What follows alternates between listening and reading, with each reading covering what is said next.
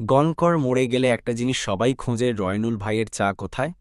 ছোট্ট একটা দোকান, টিনের ছাউনি, কাঠের বেঞ্চ, কিন্তু ওখানেই প্রতিদিন জমে ওঠে আড্ডা, গল্প আর চায়ের তৃষ্ণা। সকাল হোক বা সন্ধ্যা, রিকশা। দোকানে শুধু চা না, আছে বিস্কুট, চানাচুর আর ছোট ছোট সুখ দুঃখ ভাগ করে নেওয়ার গল্প। কেউ টাকা না দিলে, চা আগে খাও, টাকা পরে দিও, এই হলো রয়নুল ভাইয়ের মন।